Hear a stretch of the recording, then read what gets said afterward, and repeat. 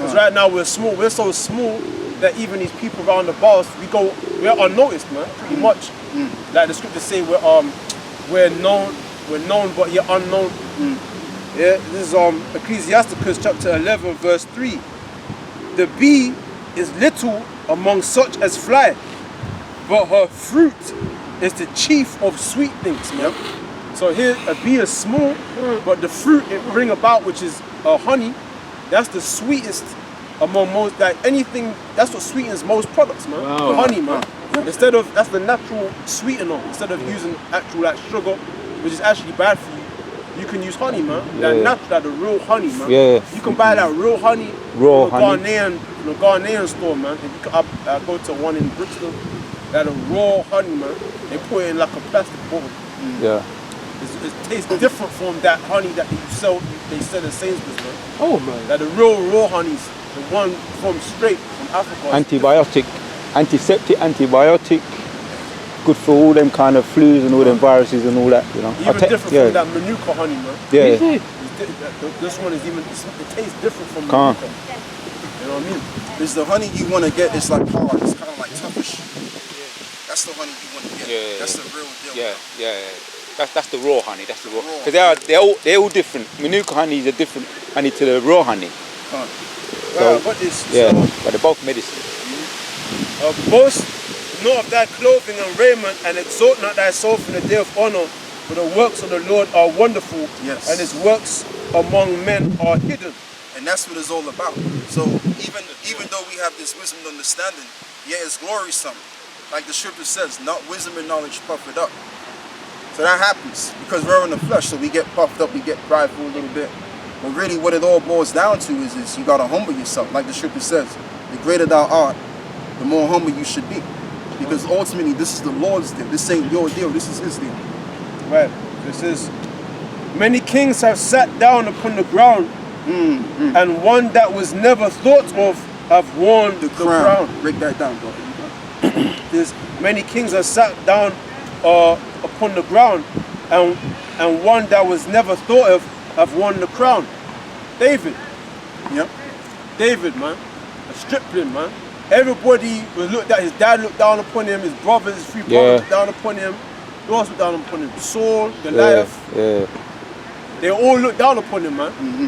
Saul looked around. Never had no respect from nobody. When David came forth, he saw him. Don't get into it. He saw him, but he looked around.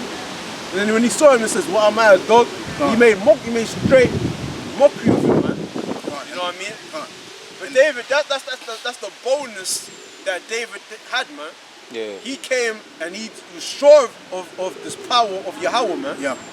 Okay. He was sure of himself, man. And as you was reading too, there was a part where you was reading, it says the Lord have not chosen him or something to that effect. Yeah, not chosen him for us. Don't look at his outward appearance, man. 1 Corinthians. Yeah, bro, let him say something. Just want to say something about, like, a lot of filmmakers know this truth and they hide it in plain sight. If you look at the first Star Wars film from 1977, what's the whole plot of that? Luke Skywalker going up against the Death Star, and he's in one little X-Wing fighter against this big battleship. It's the story of David Goliath all over again, but hidden in, you know, kind of modern setting. It's the David Goliath story. See what I'm saying? And that's spiritual, because the brother brought that up. Star Wars earlier. Yeah, Obi-Wan Kenobi. Yes, 1 Corinthians 1, I'll just get to the point, 1 and 27, it says, "But Yahweh have chosen the foolish things of the world to confound the wise, and Yahweh have chosen the weak things of the world to confound the things which are mighty. And the base things of the world and things which are despised have Yahweh chosen." Yeah, just to make a point, just the way he did David. David was the inconsiderate one, and the one that was a stripling, the one that was weak. You can see this world right here, this society is all, it's just all nonsense, man. The wisdom and understanding of this world is foolishness. Okay, because see, this world deals with, again, like you were saying, brother, the outward appearance. And you got certain Edomites, you know, they be feeling themselves because they have a gathering of men, so they feel empowered, they feel strong, and they feel like they can fight other guys and all of that stuff. But the Most High ain't dealing with that. there's power in the person that's weak. Okay, and it makes sense because the guy that's weak, the guy that's lowly, he has more experiences. He has more of he's been through resistance. He's been bullied, or he's been teased, or whatever the case may be. So because he's went through all of these experiences, he's become a lot more stronger than the tall guy that hasn't been bullied, that hasn't been teased. You know what I'm saying? And this is why a lot of the times you'll find these guys that are like 6'7", brolic dudes, right? Dudes that can lift you up your feet easy, right? Really deep down inside, man, they soft, man. They soft as a cotton ball. Because why? Because they've never really they've never even had the experience of going through what the little guy experienced. So there's growth in being the little guy, man. There's power in being the small guy. It's strength. It develops character. Yeah. It develops character because you're constantly under fire from people around you. Yeah. Look down upon, scorned, had in derision. So it works on your inward man, right? Yes. It strengthens your inward man. Your resolve, your endurance. You know what I'm saying? Your steadfastness. It works on certain things, man. To the point where eventually you will get respected. Somebody who can judge good character will respect you in the end. You know what I mean? Yeah. No, because a brother was saying, you mentioned the Ancient of Days, the brothers them, and the brother was saying when he was going out there regular and always persistent. A guy like what they call them, a real gangs and that, but a hard gang guy come up to him and said he was into killing people, Come and said, "You guys are the real tough guys." He come up to him on the side and he said that, you guys, because he acknowledged that he couldn't do it, and he's a gang man and he's dead. They have tattoos and all that kind of thing, tears and all that. They're dead bodies. But he couldn't do the work, so he said that you guys are the real tough guys. But you know what's heavy about that? Because those gangbangers, they risk their life for their own, for their own gang and stuff. So they recognize what it means to be a warrior, because they've lived that. So, as the saying goes, real recognize real, right? Well, warrior recognize warrior. So with us, even though we've never been in the gang, but he still recognizes the strength that we have. Okay? And he also understands and notices that exactly what you said, that we're the real tough guys, because we're able to stand out here on the street and proclaim the word of the Lord right in front of all of these people, man. And anything could happen to us technically. We could get arrested as we have been before. People could come up and act stupid, stab us or whatever. Right. Anything could happen. But we put our life on the line for the name of the Lord. Because we fear the Lord ultimately. And that has happened as well. He was saying that people have pulled guns over in America with it. It's like where they have carry laws, either in carry or out carry laws. Man have come up to them with guns and they end up backing off, and you don't see them again. But they're back out there the following week. And still doing it. Can I bring this out? Yeah, go on. Because you was mentioning about David. David was described. This is how David was described. Proverbs 22:3 says, "A prudent man foreseeth the evil and hideth himself, but the simple pass on and are punished." Exactly. And David was described as a prudent man. Yeah, he was exactly. That's a good point. So he wasn't what's the word there? Simple. He wasn't simple. Yeah, because going back to what I was saying before, man, as well. This world, we've been taught to believe that if you're big and you're strong, all of this other stuff, then you're unstoppable, and all that, you know what I'm saying? So we've been taught all of this stuff, but the Lord don't deal with that. Now, we haven't been told what the Lord deals with. Once we get taught this, then we know the truth of all of it all. You understand what I'm saying? And that's really because Esau's in power, and Esau believes and trusts in his power. They believe and trust in their wealth, because wealth equals what? Power. Defense. But what happens to that? What happens when that's all done? Now what do you have? Because we don't have no financial gain. We don't have no financial defense or power. But what do we have? We have an undying power, a consistent power that will always be there. And that's the Lord. Go on, brother, read that. First Maccabees chapter 3 verse 18. Unto whom Judas answered, "It is no hard matter for many to be shut up in the hands of a few.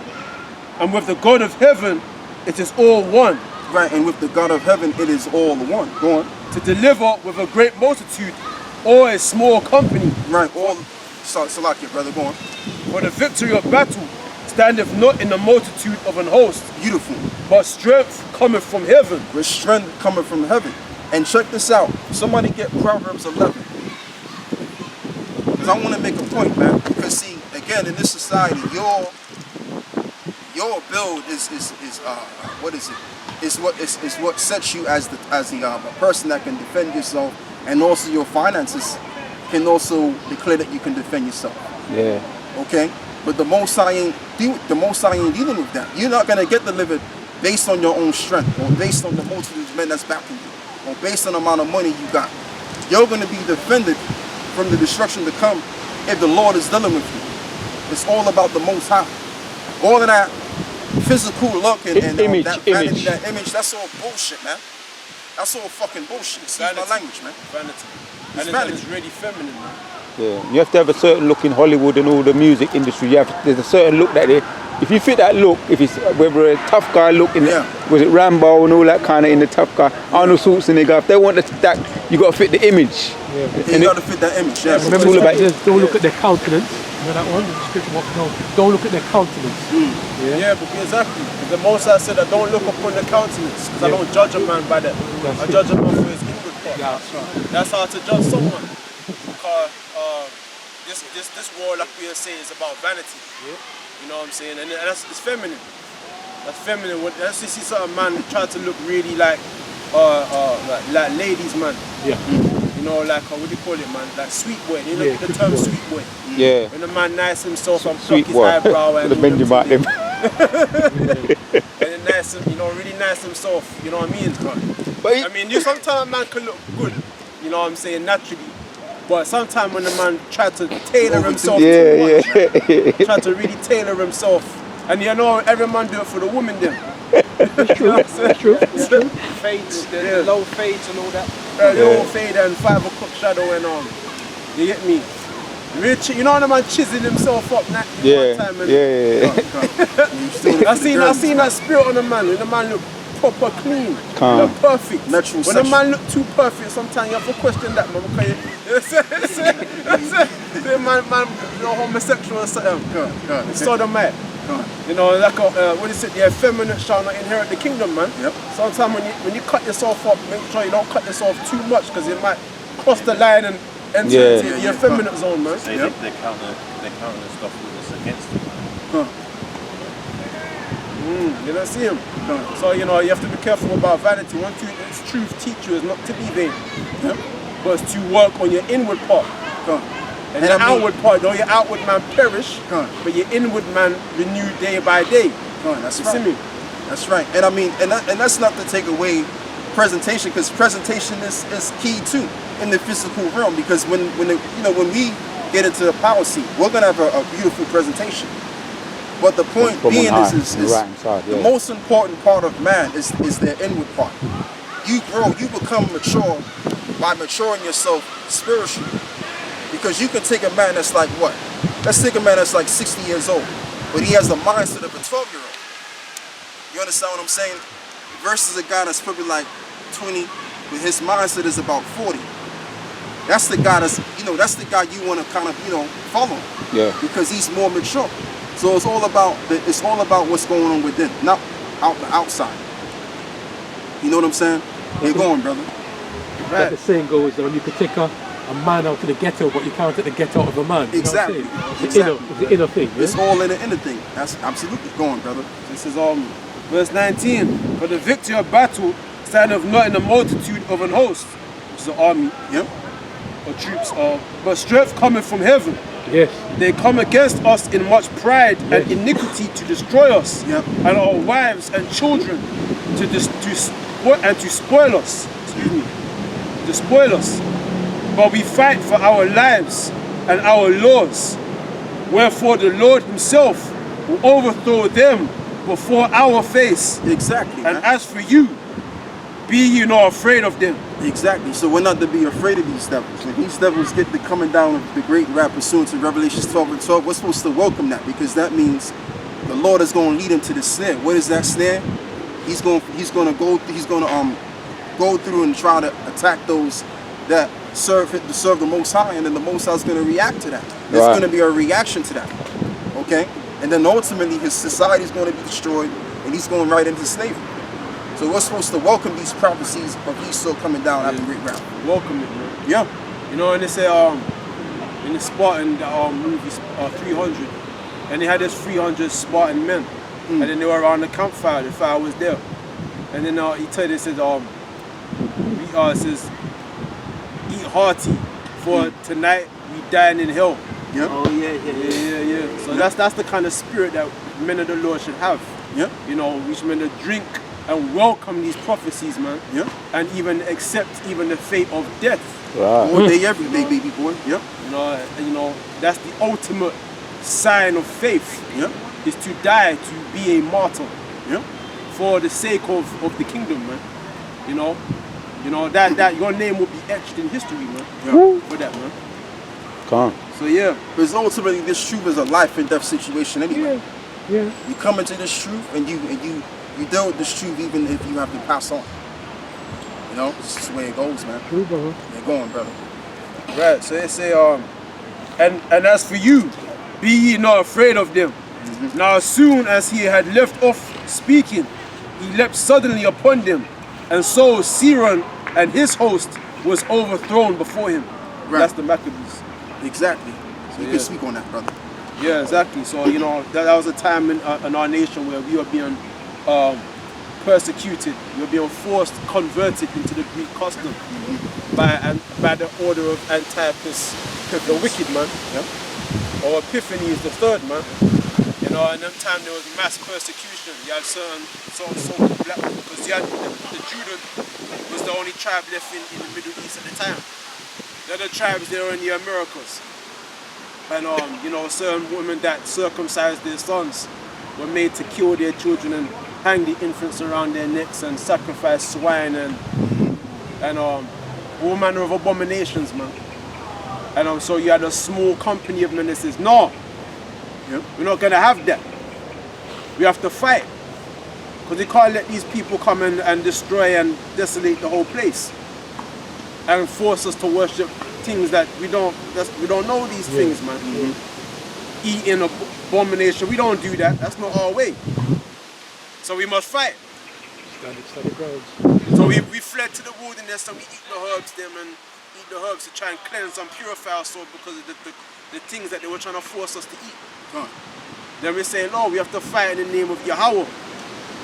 These times Yahweh's name was not known because he wasn't on the scene at the time. Because there's the Greek Empire. But it was more, we were taught in the name of Yahweh. And it was in the name of Yahweh that we overcame the many multitudes of the heathens there. That joined onto the Greeks. You see me? So yeah, so that was that time. And then you had a few jakes that sold out too. Yeah, you had many of our people that sold out. It's like- And this was true. Yep. Because when you go into Greek antiquity, into Greek pottery, you know, ancient Greek pottery on the pots, you'll see like the athletics, man. You see certain Edomites, and then you see certain Jakes, man. You know, sprinting, javelin, discus, you know, and they were naked. You see them like naked, man. They had little to no clothes on. Yep. You know what I'm saying? And they were homosexuals too. Right. You had a lot of our people that went to the Greeks, man. You know, and they were the wicked ones among us. Those are the dishonorable. You know? Yeah. So you had a remnant of us that said, nah, it's alright. You know? So let's go back to where was I? I was yeah, right. So afraid in a minute.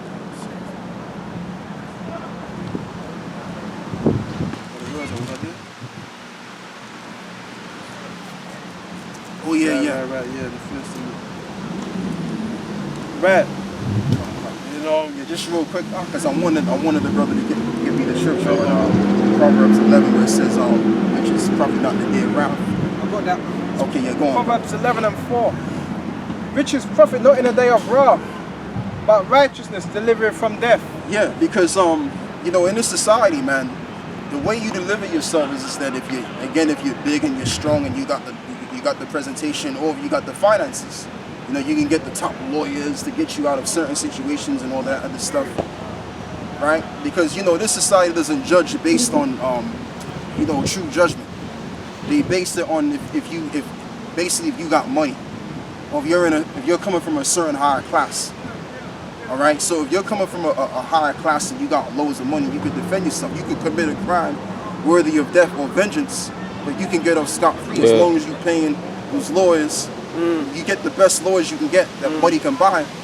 Hey, you can get out of that situation. But guess what? Money ain't going to deliver us, and that's why you got because these devils, they believe in money. They believe that money can save them out of, right, can buy everything. Money means power to them, isn't it? Right. So so through that power, as they believe even when the wrath comes, they can survive that. But that's not going to be the case, because even though the poor don't have anything, but yet and still the poor, they're going to be defended by in the name of the Lord. Okay. And guess what? All of these people that depend on money because they think it's some kind of power, which is really a false, is a pseudo idea of power. All right. But they believe that with this false idea of power that they have, they're going to survive. But they're going to be destroyed and downtrodden, while the poor that had nothing, which are the Israelites, they're going to be defended. Okay? Somebody get me also Matthew, the 5th chapter. Matthew 5 and I believe it's verse 5 where it says the poor, blessed are the poor. Yeah, read what you got, brother, in Proverbs 11.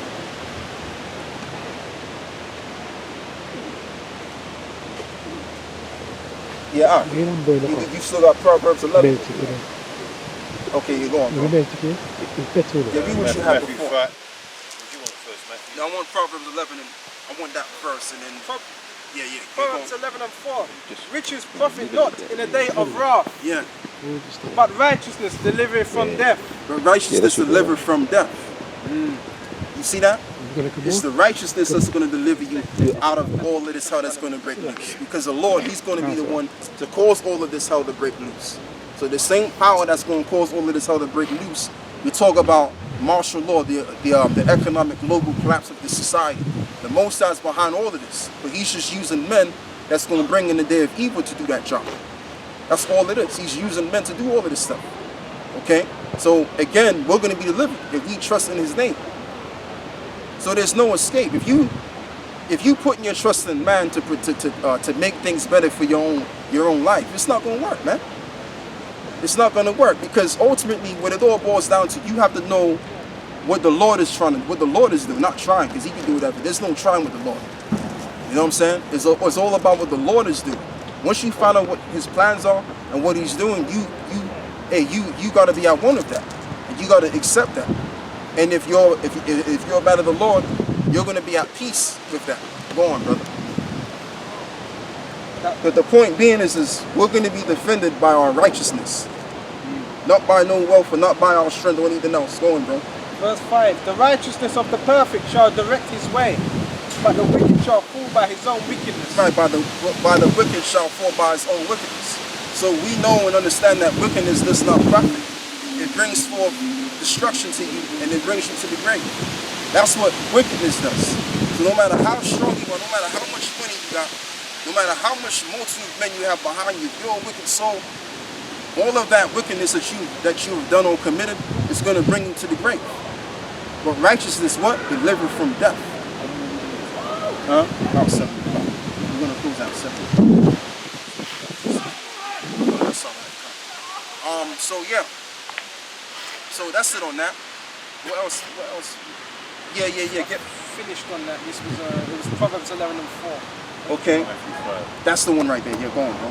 Where'd you want it from? 3? No, you know where it says, blessed are the poor? Yeah, go on. Matthew 5 and 3, it says, blessed are the poor in spirit, for theirs is the kingdom of heaven. Yeah, blessed are the poor in the spirit, for theirs is the kingdom of heaven. So right now, where you want to be right now in this stage of the game, you don't want to be the guy that's getting all of the girlies. You don't want to be the guy that's driving in a Lamborghini or a Rolls Royce or all of that nonsense. You want to be the guy that ain't got nothing, man. That's the guy you want to be, because ultimately at the end of it all, the last, guess what? they're gonna get the kingdom of heaven. They're gonna be the one exalted in the right time, because everything, single thing, serves its purpose. Get me one last scripture in Ecclesiastes, the 3rd chapter. It's everything. Everything happens at the right place at the right time, man. I've got 2 minutes on this left on this one, but there's more batteries left anyway. But We're gonna close out anyway. You're going, bro. Ecclesiastes 3rd chapter. It's getting late anyway.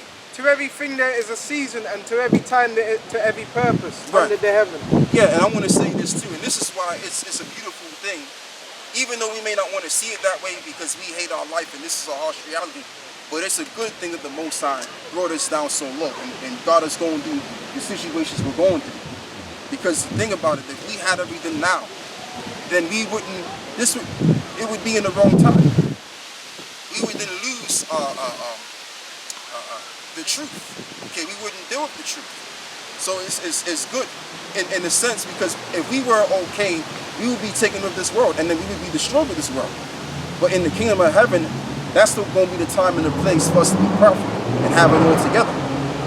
All right, so there's a time and a place to everything under the earth. If you brothers know what I'm saying. Yeah, bro. You know?